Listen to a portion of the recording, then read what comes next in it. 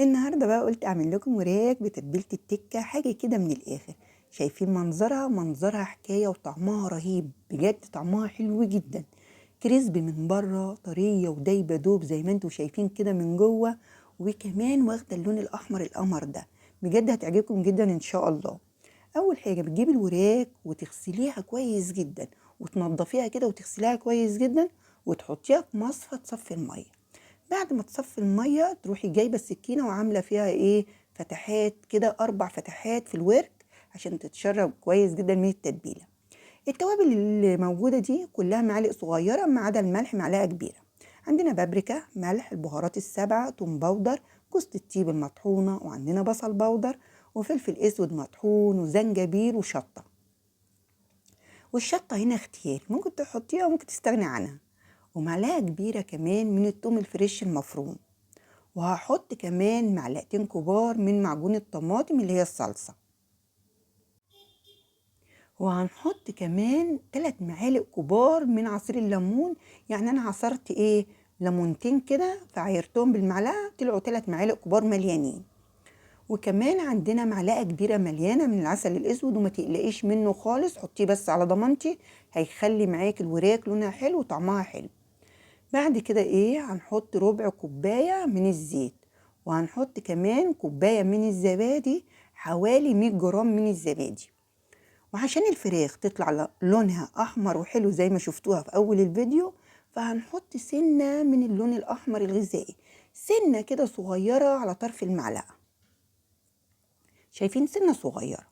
طب اللون الأحمر ده بتجيبيه منين؟ بجيبه من عند اللي بيبيع خامات الحلواني، لأن إيه، عاوزة لون أحمر غذائي صحي، فبجيبه من عند اللي بيبيع خامات الحلواني عشان أتأكد إن هو صحي ومفهوش أي ضرر. تمام كده؟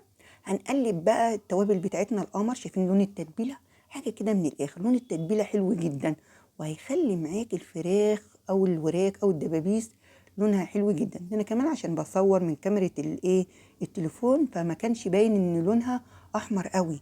هي لونها احمر قوي وحلو جدا. بعد كده بقى، بعد ما قلبت التتبيله كويس جدا، بجيب الوراك واتبلها كويس جدا من التتبيله، وادخل التتبيله دي بين الجلد ولحم الايه، الوراك، وادخل كمان في الفتحات. التتبيله دي هتكفي معاكي 3 كيلو وربع من الفراخ، سواء فراخ او وراك او دبابيس.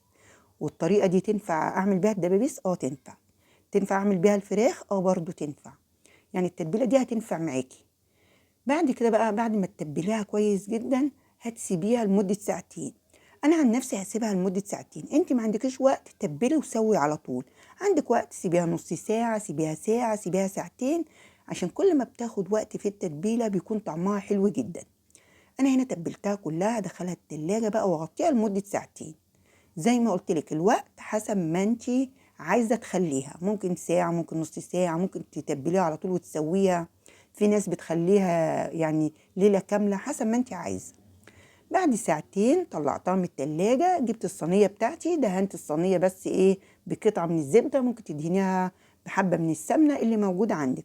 وتبتدي بقى يا ست الكل ترصي الوراك جنب بعض كده، وتزنقيهم جنب بعض. وخلي بالك، عادي لو زنقتيها هتستوي برضو، لان الفراخ لما بتستوي حجمها بيقل. بعد ما رصيتهم في الصينيه، بروح جايبه ورق الزبده واغطيها كويس، وبعد ورقه الزبده بغطيها بورقه ألمونيا اللي هو بورق الفويل، واكتم عليها كويس جدا بورق الايه، الفويل.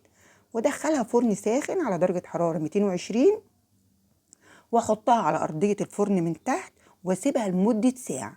بعد ساعه بفتح الفرن، بشيل ورق الفويل وورق الزبده، وبروح حاطه الايه، الفرشه في الصوص اللي نزل في الصينيه ده، وادهن الوراك، واولع لها اخر 5 دقايق الشوايه من فوق، واطفي من تحت، وراقبها لغايه ما تاخد اللون القمر ده. ريحتها بجد بجد صدقوني ريحتها حلوه جدا، ودايبه دوب من جوه، وكريسبي خالص من بره زي ما انتم شايفين كده. ده كمان زي ما قلت لكم اللون مش باين عشان انا بصور من كاميرا التليفون. جربوها بس على طريقتي وعلى ضمانتي، وبألف هنا مقدما.